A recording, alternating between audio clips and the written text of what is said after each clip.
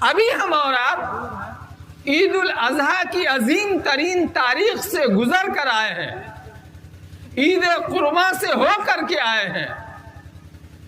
حضرت ابراہیم اور حضرت اسماعیل علیہ السلام کی یادگار کو ہم نے منایا ہے۔ حضرت ابراہیم علیہ السلام کی پوری زندگی ایک کشمکش ہے، قدم قدم پر حالات ہے۔ خود خداوند قدوس قرآن مقدس میں اس بات کی گواہی دیتے ہیں کہ ہم نے ابراہیم علیہ السلام کو بہت سی باتوں میں آزمایا، اور ابراہیم علیہ السلام کا حال یہ تھا کہ وہ ہر آزمائش میں کھرا اترتے تھے اور ہر امتحان میں 100% کامیاب ہوتے تھے۔ آپ دیکھیے کہ پہلی حضرت ابراہیم علیہ السلام کی جو آزمائش کا مرحلہ شروع ہوتا ہے، حضرت ابراہیم علیہ السلام دعوت کا آغاز کرتے ہیں اپنی قوم میں، اپنی سماج میں، اپنے گھر میں، کہ اے لوگوں، تنہا اللہ کی ذات عبادت کے لائق ہے، اللہ کے علاوہ کوئی بندگی کے لائق نہیں۔ اور اسی میں دنیا کے تمام انسانوں کی کامیابی ہے۔ اپنے ابا کو بھی سمجھا رہے ہیں، قوم اور سماج کو بھی سمجھا رہے ہیں، لیکن اس کا نتیجہ کیا ہوا کہ لوگوں میں دشمنی پھیل گئی۔ حد یہ ہے کہ ان کے ابا حضور بھی دشمن ان کے ہو گئے، لیکن حضرت ابراہیم علیہ السلام کو یقین تھا کہ کامیابی اسی بات میں ہے کہ تنہا اللہ تبارک و تعالیٰ کی ذات عبادت کے لائق ہے، اللہ کے علاوہ کوئی بندگی کے لائق نہیں ہے۔ اللہ نے حکم دیا تھا کہ آپ میری وحدانیت اور میری بڑائی کا اعلان قوم و سماج اور معاشرے میں کر دیجئے، اپنے گھر میں کر دیجئے۔ حضرت ابراہیم علیہ السلام اللہ کے حکم کی فرما برداری میں لگے ہوئے۔ خدا کا حکم سب سے بڑا ہوتا ہے۔ نوبت یہاں تک آئی کہ ابا نے بھی کہہ دیا کہ آپ میرے گھر کو خالی کر دیجئے، نہیں تو میں آپ کو سنسار کر دوں گا، سخت سے سخت سزائیں دوں گا۔ قوم دشمن، حد یہ ہے کہ بادشاہ وقت بھی دشمن۔ حضرت ابراہیم علیہ السلام کا جرم کچھ نہیں تھا، بس ایک سوچ، ایک فکر کا ٹکراؤ تھا۔ حضرت ابراہیم علیہ السلام کی دعوت، آپ کی سوچ، آپ کا عقیدہ یہ تھا کہ تنہا اللہ کی ذات عبادت کے لائق ہے، اللہ کی ذات و صفات میں کوئی شریک نہیں ہے، اور اس عقیدہ کو لے کے تنہا کھڑے تھے۔ اچھا، اس موقع پر ایک بات کو سمجھیے، ایسا نہیں تھا کہ حضرت ابراہیم علیہ السلام پہلے پیغمبر تھے، نہیں، ان سے پہلے پیغمبر آ چکے تھے۔ حضرت نوح علیہ السلام، حضرت آدم علیہ السلام سب سے پہلے پیغمبر ہیں۔ اللہ تبارک و تعالیٰ نے جو پہلا انسان دنیا میں بھیجا ہے وہ حضرت آدم علیہ السلام ہے۔ حضرت آدم علیہ السلام پہلے انسان ہیں، اور خداوند قدوس کے سچے اور پکے فرما بردار ہیں۔ نافرمانی بعد میں پھیلی ہے، وحدانیت سے انسانیت کی ابتدا ہے۔ توحید کی بنیاد پر انسانیت قائم ہوئی ہے۔ پہلا انسان موحد ہے، تنہا اللہ کو ماننے والا ہے۔ اب دھیرے دھیرے ان کے اولاد میں کفر آیا، شرک آیا، بت پرستی آئی۔ دھیرے دھیرے وہ لوگ خداوند قدوس کی ذات سے غافل ہوئے، اور خداوند قدوس کی ذات و صفات میں کسی نہ کسی کو شریک کرنے لگے۔ حضرت ابراہیم علیہ السلام نے حضرت آدم علیہ السلام کی جو وحدانیت کی فکر تھی اس کو زندہ کرنا شروع کیا، لوگوں کو بتایا کہ ہم سب تنہا خدا کے بندے ہیں۔ بادشاہ وقت دشمن ہو گئے، اور حیرانی ہوتی ہے، اور آپ بادشاہ کے عقل پر ماتم کیجئے یا ہنسیے، بادشاہ وقت ایک انسان کو جلانے کے لیے ہفتوں تیاری کر رہا ہے۔ قوم کو حکم ہے لکڑیاں ایندھن جمع کرو، اسی میں ابراہیم علیہ السلام کو ڈال دیا جائے گا۔ نعوذ باللہ۔ حضرت ابراہیم علیہ السلام کے جلانے کی مکمل تیاری ہو رہی ہے۔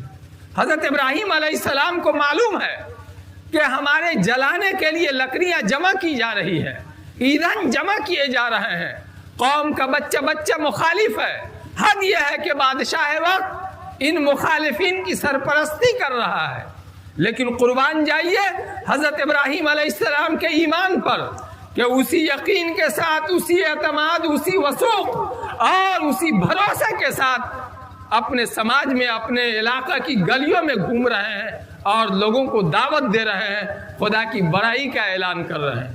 وہ وقت آ گیا ہے کہ اس دہکتی ہوئی آگ میں حضرت ابراہیم علیہ السلام کو ڈالا جانا ہے۔ آگ کا منظر آپ تصور نہیں کر سکتے ہیں، مجال نہیں تھا کہ کوئی پرندہ اس کے اوپر سے گزر جائے، اگر کوئی گزرتا تو وہ جل کر گر جاتا، میلوں اس آگ سے لوگ دور رہتے تھے کہ کہیں اس کی گرمی سے جھلس نہ جائے۔ اب باری ہے حضرت ابراہیم علیہ السلام کو پھینکنے کی، لوگ کہہ رہے ہیں جا کے کود جاؤ۔ حضرت ابراہیم علیہ السلام آگ میں کوئی شوق سے نہیں جا رہے تھے، قوم دشمنی میں ڈالنے والی تھی۔ جب قوم کو کوئی تدبیر سمجھ میں نہیں آئی تو شیطان نے تدبیر سمجھائی کہ گوفن بناؤ، منجلق بناؤ، اس کو رسیوں سے باندھ دو اور ابراہیم علیہ السلام کو اس کے اندر ڈال دو باندھ کر، اور پھر اب اس کو نچاؤ تو دور سے وہ اس میں آگ میں پہنچ جائیں گے۔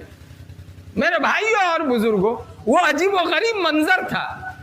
ہم بھی مسلمان ہیں، معمولی حالات میں ہم سوچتے ہیں کہ ہم بس مسلمان ہیں، ہم کو یہ پریشانی، ہم کو وہ پریشانی، کام کچھ نہیں ہے۔ ایک مسلمان کا حال یہ ہے کہ وہ نماز بھی نہیں پڑھ رہا ہے، اور کلمہ کا کیا حال ہے وہ بھی اللہ تعالیٰ کو معلوم ہے۔ قدم قدم پر شکوک و شبہات ہیں۔ حضرت ابراہیم علیہ السلام مومن ہے اور ایمان کی دعوت لے کر کے دنیا میں آئے ہیں، اور حضرت ابراہیم علیہ السلام کی صفت یہ بیان کی گئی ہے کہ یہ جو امت محمدیہ ہے یہ ملت ابراہیمی ہے، یہ ملت حنیفی ہے۔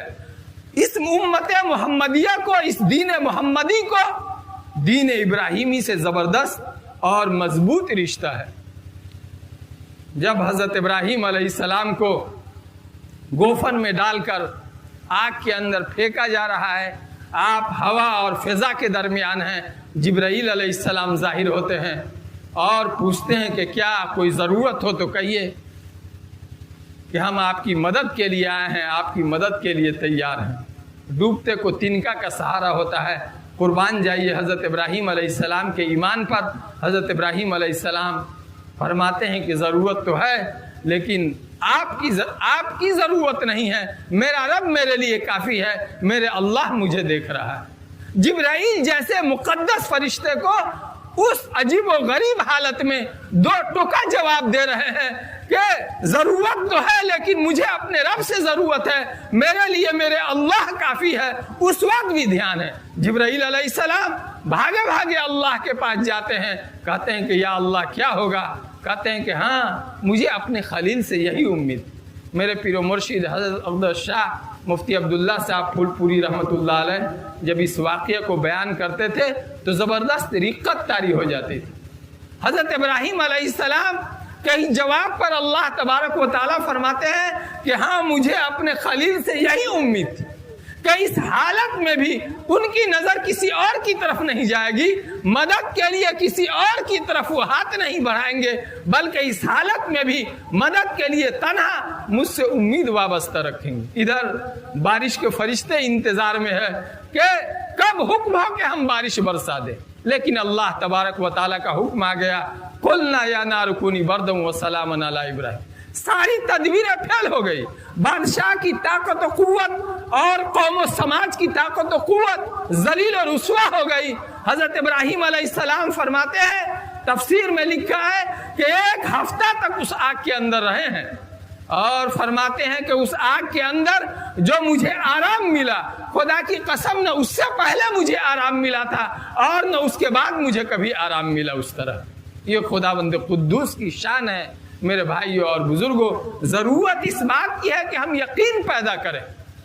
حضرت ابراہیم علیہ السلام اسی معتدل ذہن کے ساتھ سماج و معاشرے میں زندگی گزار رہے ہیں۔ اب آگ سے باہر آئے تو ہونا کیا چاہیے تھا؟ کہ لوگ ٹوٹ کر پیار کرتے، محبت کرتے. لوگوں نے آنکھ سے دیکھا تھا کہ یہ آنکھ سے باہر نکل کر کے آیا ہے، لیکن دشمنی اور بڑھ گئی. وہاں کے جو سردار لوگ تھا، بادشاہ وقت لوگ تھے، انہوں نے سوچا کہ اگر یہ یہاں رہیں گے تو لوگ ان کی دعوت کو قبول کریں گے، اور اگر لوگوں نے ان کی دعوت کو قبول کر لیا تو سب سے بڑا مسئلہ یہی ہے کہ اس وقت کا جو بادشاہ نمرود ہوتا تھا وہ بھی اپنے آپ کو خدا کہتا تھا. اچھا، اور خداؤں میں تو کوئی جان ہوتی بھی نہیں ہے، لیکن بادشاہ میں تو بہرحال جان ہے، بولنے کی صلاحیت ہے، لاؤ لشکر ہے اس کے پاس، اس کے خزانے میں پیسے ہیں. باقی اور چیزوں کو جو خدا مانتے تھے لوگ، چاند کو، سورج کو اور اپنی مصنوعی چیزوں کو، تو بظاہر ان کے پاس تو کچھ ہوتی بھی نہیں. لوگوں نے حضرت ابراہیم علیہ السلام سے کہا کہ آپ علاقہ خالی کر دیجئے. ابا کا بھی حکم ہو چکا تھا کہ تم گھر خالی کر دو. میرے بھائی اور بزرگوں، اس موقع پر دیکھیے حضرت ابراہیم گھر خالی کر رہے ہیں، لیکن ابا سے منہ پھلا کے نہیں جا رہے ہیں.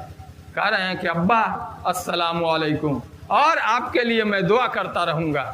میں تو چل رہا ہوں لیکن آپ کو سلام کرتا ہوں اور آپ کے لیے دعا کرتا رہوں گا. حضرت ابراہیم علیہ السلام نکل گئے. بہت سے واقعات ہیں میرے بھائیوں اور بزرگوں، میں زیادہ ان واقعات کو تفصیل سے بیان نہیں کروں گا، لیکن کچھ باتوں کی طرف جلدی جلدی روشنی ڈال دینا چاہتا ہوں. راستے میں ایک بہت خطرناک موڑ آیا ہے حضرت ابراہیم علیہ السلام کے ساتھ. ان کی اہلیہ ساتھ میں ہے. بادشاہ اس وقت کا بدنیت تھا، جب کسی عورت کو اس کے شوہر کے ساتھ دیکھتا تھا تو اس عورت کو اپنے پاس بلا کر اس سے برائی کیا کرتا تھا. اگر کوئی بھائی بہن ہوتا تو اس عورت کو وہ چھوڑ دیتا تھا. حضرت ابراہیم اور ان کی اہلیہ حضرت سارہ ساتھ میں دونوں جا رہے تھے. مخبر نے بادشاہ کو مخبر کر دیا کہ ایک جوڑا ادھر سے گزر رہا ہے. میرے بھائیوں اور بزرگوں، ہم ایمان والے ہیں، ہم کو کہیں کوئی تکلیف پہنچتی ہے تو ہم کتنا پریشان ہوتے. خدا کا یہ پیغمبر جس پر وحی آ رہی ہے، ابھی ایک امتحان سے نکلے ہیں، اب دوسرا امتحان، ان کی بیوی کی عزت خطرے میں ہے. اس سے سبق ملتا ہے کہ ایمان والا خدا کی مرضی کو دیکھتا ہے، سفر اور راستے کے حالات پر اس کی نظر نہیں ہوتی ہے، اور وہ اس میں الجھ کر اپنا کام نہیں چھوڑتا ہے. اللہ تبارک و تعالیٰ نے وہاں بھی بادشاہ کو رسوا اور ذلیل کیا. بار بار جب بادشاہ پہ لقوہ اور فالج کا اثر ہوتا تھا تو اس نے اپنی بری نیت سے توبہ کیا. حضرت سارہ کی جو کرامت ظاہر ہوئی، خداوند قدوس کی طرف سے جو فضل و کرم ظاہر ہوا، تو بادشاہ نے بطور انعام حضرت سارہ کو حضرت حاجرہ حوالہ کر دیا، اور حضرت حاجرہ سے حضرت ابراہیم علیہ السلام کی شادی ہوئی، اور اسی سے حضرت اسماعیل علیہ السلام پیدا ہوئے. اب اس کے بعد ایک انتہائی اہم مرحلہ ہے. حضرت ابراہیم علیہ السلام کو حکم ہوا اللہ تبارک و تعالیٰ کی طرف سے، اولاد بڑھاپے میں ہوئی ہے. اچھا، اولاد کے بارے میں بھی دیکھیے، حضرت ابراہیم علیہ السلام دعا کرتے تھے مسلسل، رب ہب لی من الصالحین، رب ہب لی من الصالحین. آدمی، بہت سے لوگ ایسے ہوتے ہیں جن کو اولاد نہیں ہوتی ہے، کچھ ترکیب میں، کچھ دعا میں، 2 رکعت نماز میں آدمی پریشان ہو جاتا. کہا کہ بہت کچھ کیا، یہاں بڑھاپا آ گیا ہے دعا کرتے کرتے، لیکن بندہ نا امید و مایوس نہیں ہے. اللہ تبارک و تعالیٰ نے امید کی لاج رکھی، اور بڑھاپے میں حضرت ابراہیم علیہ السلام کو اسماعیل عطا کیا. اب حکم ہوا کہ تم اپنی اہلیہ کو اور اس دودھ بیچے بچے کو اس جنگل بیابان میں پہنچا دو جس کو آج ہم مکہ مکرمہ کہتے ہیں، اور قرآن نے بکہ کا لفظ بھی استعمال کیا ہے. اس وقت وہ جنگل ویرانہ تھا، نہ کوئی آدم نہ کوئی آدم ذات. حضرت ابراہیم علیہ السلام کتنے خدا کے فرما بردار، کبھی کسی حکم میں آپ نے دائیں بائیں نہیں کیا. اذ قال لہ ربہ اسلم قال اسلمت لرب العالمین. जब भी अल्लाह तबारक व तआला ने कोई हुक्म दिया, कहा आप फर्मा बरदारी अख्तियार कीजिए, तो उन्होंने दिलो जान से कहा अस्लमतु लिरब्बिल आलमीन, सारे जहां के परवरदिगार के सामने मैं फर्मा बरदारी अख्तियार करता। कभी किसी हुक्म में आपने पसोपेश दाएं बाएं आगे पीछे नहीं किया है। अपनी अहलिया को और अपने बच्चे को ले जाकर जंगल में छोड़ आते, एक मशकीज़ा पानी और एक थैला में खजूर, उसकी क्या हैसियत है, रख के वापस आ रहे हैं। हदीस शरीफ में है हज़रत इब्राहीम अलैहिस्सलाम ने अपनी बीवी और अपनी अहलिया को कुछ भी नहीं बताया, ले जा रहे हैं, इंतजार में है। बाप इब्राहीम अलैहिस्सलाम के बारे में कुरान कहता है लअव्वाहुन हलीम, के ज़बरदस्त नरम दिल थे, ज़बरदस्त बर्दाश्त करने वाले थे, जिनकी नरम दिली की कुरान गवाही दे रहा है। उस बाप के दिल पर क्या गुजर रहा होगा हम अंदाज़ा नहीं लगा सकते। अंबिया अलैहिमुस्सलाम में सारी सिफात साफ और शफ़ाफ तरीके पर होती, कदम कदम पर इंतज़ार रहता था कि यही क़याम होगा, यही क़याम का हुक्म होगा, लेकिन जिब्राईल अलैहिस्सलाम कहते थे नहीं, और आगे मकाम है, आगे मकाम है, और उस बयाबान में पहुंचकर हुक्म हो गया कि यही जगह है। अपनी अहलिया को, अपने बच्चे को वहाँ छोड़ा और वापस हो रहे हैं, कोई नसीहत नहीं, कुछ नहीं कि क्यों छोड़ रहे हैं और क्या करना है। वापस अहलिया पूछ रही है कि आप मुझे क्यों छोड़ करके जा रहे हैं, कुछ बोल नहीं रहे हैं, कुछ बता नहीं रहे हैं, पीछे पीछे भागे भागे आ रही। अहलिया ने बाद में आकर खुद पूछा कि क्या अल्लाह ने आपको हुक्म दिया है कि आप मुझे इस बयाबान और जंगल में छोड़ जाइए। हज़रत इब्राहीम अलैहिस्सलाम ने कहा कि हाँ, अल्लाह ने मुझे हुक्म दिया है। अब देखिए, अल्लाह पर ईमान और यकीन को हज़रत हाजरा कहती है, बुखारी शरीफ में है इज़ल्ला युज़य्युना, कि अल्लाह का हुक्म है तो अल्लाह हमें ज़ाय नहीं कर सकता। आप जा सकते हैं, जंगल में कोई नहीं है, तन्हा मैं हूं, मेरे गोद में दूध पीता बच्चा है, लेकिन हुक्म अल्लाह का है। अल्लाह का बंदा अल्लाह का हुक्म मानेगा और बर्बाद हो जाएगा, ऐसा हो नहीं सकता है। अल्लाह ने हुक्म दिया है तो अल्लाह हमें ज़ाय नहीं करेगा। ये शान बंदगी है और ये यकीन है कि अल्लाह के हुक्म में न नाकामी होती है, न रुसवाई होती है और न बर्बादी होती है, बल्कि हर तरफ से नजर आए या ना आए अल्लाह तबारक व तआला इज्जत अता फरमाते हैं। मेरे भाई और बुजुर्गों, हज़रत इब्राहीम और इस्माइल की ये ज़िंदगी गुजर रही है।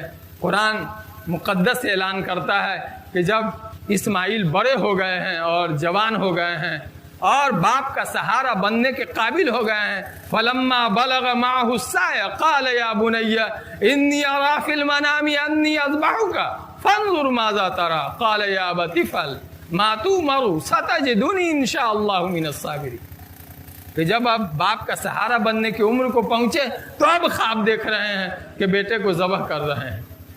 बड़ा मरहला आया है। हज़रत इब्राहीम अलैहिस्सलाम ने जब बार बार ख्वाब देखा तो अपने बेटे से जिक्र किया। तन्हा बाप का मसला तो नहीं था, बाप को कुर्बान करना था, बेटे को कुर्बान होना था। दोनों राजी होने के बाद ही बात बन सकती। हज़रत इब्राहीम ने कहा कि बेटे मैं ख्वाब देख रहा हूँ कि मैं आपको कुर्बान कर रहा हूँ, बेटे पर कुर्बान जाइए। इस्माइल अलैहिस्सलाम पर कोई हुज्जत नहीं कह सकते थे, बाप कोई बेटे को ज़बह करेगा, और उसमें भी अभी नाबालिग है, नाबालिग का कत्ल और जुर्म है, और ऐसा भी कोई इंसान बहुत सारे सवालात हो सकते थे। लेकिन हज़रत इस्माइल अलैहिस्सलाम ने फरमाया अब्बा आपको जो हुक्म मिला है कर गुजरिए, इंशाअल्लाह मैं सब्र करने वालों में से रहूँगा, और जिस तरह पहले सब्र करने वालों ने सब्र किया है मैं भी इंशाअल्लाह सब्र करने वालों में बनने की कोशिश करूँगा। हज़रत इब्राहीम और इस्माइल घर से निकल गए। बाप का इरादा है कि बेटे को अल्लाह के रास्ते में कुर्बान करेंगे, और बेटा खुशियों से मचल रहा है कि अल्लाह के रास्ते में हम अपनी जान का नजराना पेश करेंगे। इस मौका पर शैतान हज़रत इब्राहीम अलैहिस्सलाम के घर पहुंचता है और हज़रत हाजरा से कहता है कि मालूम है इब्राहीम इस्माइल कहाँ गए हैं। कहा कि रोज़ाना जाते हैं जंगल, लकड़ियाँ काटते हैं, शिकार करते हैं, यही गुजर औकात का जरिया है, आज भी गए। कहा कि नहीं, आज इसलिए नहीं गए हैं, बल्कि आज इब्राहीम का इरादा है इस्माइल को ज़बह करने का। शैतान बुजुर्ग सिफत बन करके गया था کہ جیسے ہم ہاجرہ کو بتائیں گے تو ہاجرہ روتی ہوئی دوڑیں گی اور ابراہیم کو روکیں گی کہ بیٹے کو مت ذبح کرو. اتنا بڑا کام دنیا میں, اتنا بڑا کارنامہ ہو جائے گا. کوئی خدا کا بندہ خدا کی رضا کے لیے اپنے بیٹے کو قربان کر دے گا. شیطان کو برداشت نہیں ہو رہا تھا کہ روئے زمین پر اتنا عظیم واقعہ رونما ہو جائے. حضرت حاجرہ کہا کہ ارے ایسا ہو سکتا ہے کوئی باپ بیٹے کو ذبح کر دے. انہوں نے نہیں مانا تو شیطان نے سوچا کہ بتا دینی چاہیے کہ حکم اللہ کا ہے.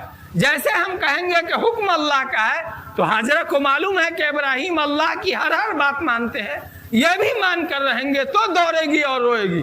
حضرت حاجرہ نے جیسے سنا کہ اللہ نے حکم دیا ہے تو وہ رونے لگی اور کہے کہ افسوس ابراہیم پر کہ اللہ کا حکم تھا تو ابراہیم نے مجھے کیوں نہیں بتایا. اگر ابراہیم نے مجھے بتایا ہوتا تو میں ابراہیم کا ساتھ دیتی, ذبح کرنے میں ان کا ہاتھ بٹاتی, ان کی مدد کرتی. شیطان گھبرایا کہ یہ تو اس سے آگے کی بات کر رہے, پھر بھاگا ہوا.